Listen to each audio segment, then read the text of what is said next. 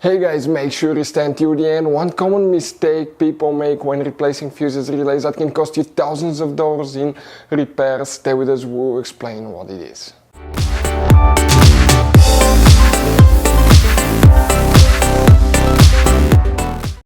Hey guys, welcome back to Auto Repair guys. Thank you guys for watching and subscribing to the channel. Today will be super helpful video guys to any of you having a Mercedes E-Class. We're talking about the generation that you see right here from year 2010 to year 2016. If you guys have one of those, you have a problem where the heater does not work, stay with us, we'll explain what can easily cause that. It could be multiple things. Make sure you stay until the end. We'll start by sharing some simple advice, and it could be one thing, okay, that if you don't fix on time, you will overheat your engine, and we'll explain what it is. Something else, we'll share where you can buy cheap parts to use fuses, relays at a good price, quick shipping, that way you do not waste money and time. Why it's always a good idea to test fuses and relays. All that guys will be covered absolutely free for your convenience. Make sure to stay until the end. So before we start, let us tell you a little bit about us guys. Now, if you have a Mercedes E-Class, that generation from year 2010 to year 2016-17 guys, this is the W212 guys.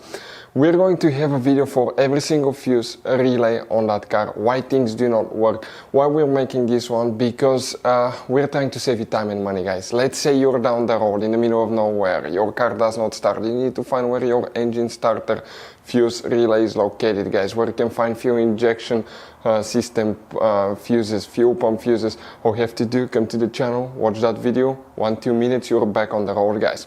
In addition, we'll share where you can buy cheap parts and tools, that way you do not waste your money and time. Every single car we get here at the garage, we try to make guys at least 200 to 300 free repair videos. We take them completely apart, we show you how to fix mechanical, electrical, engine work guys, body work, a little bit of everything. And we have more than 12,000 free repair videos on our channels that can save you thousands of dollars guys in free repair videos. Check it out if you need help with that. So let's go ahead and start on it now. So if the heater does not work guys, what you need to check, we'll demonstrate on that generation Mercedes E-Class right here.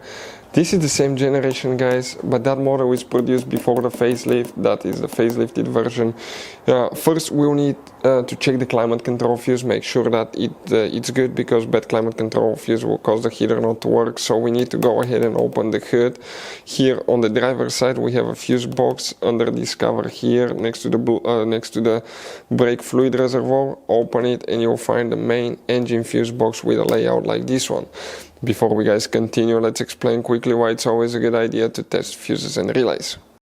So it is super important guys to always test fuses and relays, and something else as well, common mistakes people make. Sometimes you may think that a fuse is good, or you cannot actually see if the fuse is clearly burned, and in that case guys you may put the fuse back together and you may end up spending money and time on parts you don't need, and all we had to do is just test the fuse. So we'll put a link in the description of the video below how to test the fuse. It takes only a few seconds to find out for sure if it's good or bad. The same thing for relays guys, okay? Some of those could be really expensive on cars, so we'll put a link in the description of the video below how you can test relays. And for some certain fuses guys, it's important to disconnect the car battery when removing them, otherwise you can burn the electronics. And for instance, working on airbags, fuses or anything like that, you need to wait at least 1 hour after disconnecting the car battery. And if you're not qualified and certified to work on airbag system, I will never recommend to do that guys.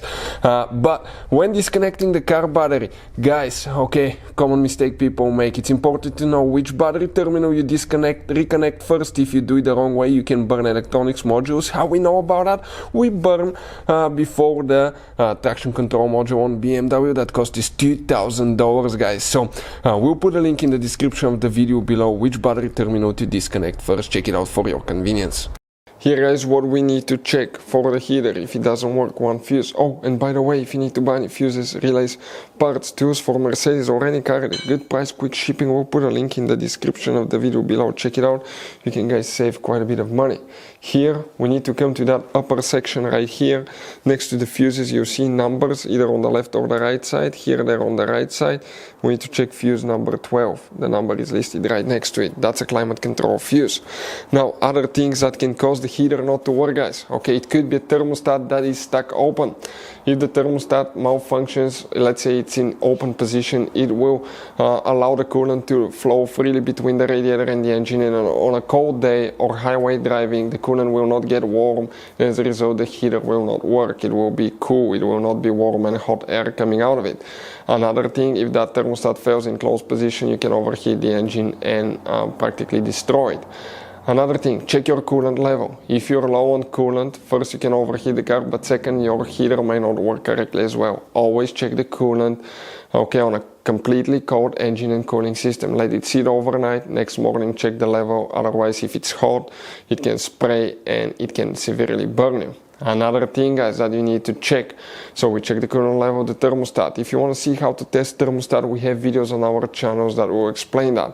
Next, you need to, guys, make sure that if you recently replaced thermostat, radiator hose, anything that a water pump that involves draining the coolant, you need to make sure you bleed the cooling system. If you do not bleed the cooling system, you may have an air pocket stuck in the engine or in the heater core that will prevent coolant from flowing, and that will cause, okay, the heater not to work and even the car to overheat, and you can destroy your engine. So just check out how to bleed the cooling system on your Mercedes. After that, guys, okay, it could be something else as well, and your heater may work perfectly fine, everything's okay, but if the blend door actuator does not work, you may get cold air out of the vents instead of hot air. Blend door actuator is that little bitty motor that flips from hot to cold position, and if it's stuck in cold position, it will blow cold air even though your heater works perfectly fine. We have multiple videos on our channels how to test and how to replace blend door actuators. Those are the most common things we see at the garage. Hopefully the video will be helpful, and see you guys next time.